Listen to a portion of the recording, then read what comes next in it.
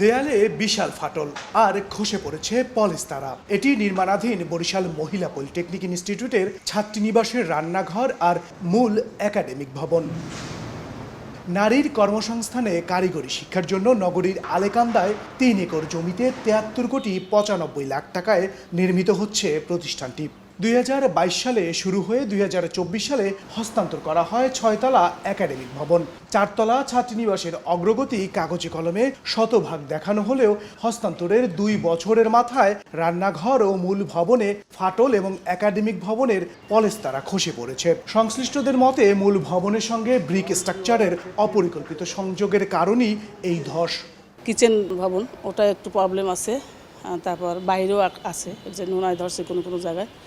যে এগুলো নিয়ে আমি ওনাদেরকেও দেখিয়েছি, ওনারা বলেছেন যে এগুলো আমরা ঠিক করে দেবো। সয়েলের অসমবসন হয়েছে। আর একটা বিষয় আমার কাছে মনে হলো যে দুটি ভবন ছোট বড় মিলিয়ে দুটো একদম পাশাপাশি একটার সাথে আর একটা লাগানো, এটা করা আমার মনে হয় ঠিক হয়নি। একটা ভবনের ত্রুটি আর একটা ভবনকে এফেক্ট করছে এখানে। ঠিকাদারি প্রতিষ্ঠানের দাবি ২ বছর আগেই ভবন হস্তান্তর করায় বর্তমান ক্ষতির দায়ভার তাদের নয়। তদারকি বাড়ানোর দাবি নাগরিক সমাজের। ১ বছর পর্যন্ত যে কোনো সমস্যা হলে সেটা ঠিকাদার দেখে, তারপর ৩ বছর আগের বিল্ডিং সেটা তো আর সমস্যা হইলে সেটার জন্য তো আর আমরা দায়ী না। মানসম্পন্ন কাজ হঠাৎ এই ২ বছরের মধ্যে এত নিম্নমানে কেমন করে চলে আসলো? তো কাজেই এর সুষ্ঠু তদন্ত আমরা চাচ্ছি। যদিও অনিয়মের অভিযোগে ঠিকাদারের জামানত আটকে দেয়া হয়েছে দাবি করে ব্যবস্থা নেওয়ার আশ্বাস নির্বাহী প্রকৌশলীর।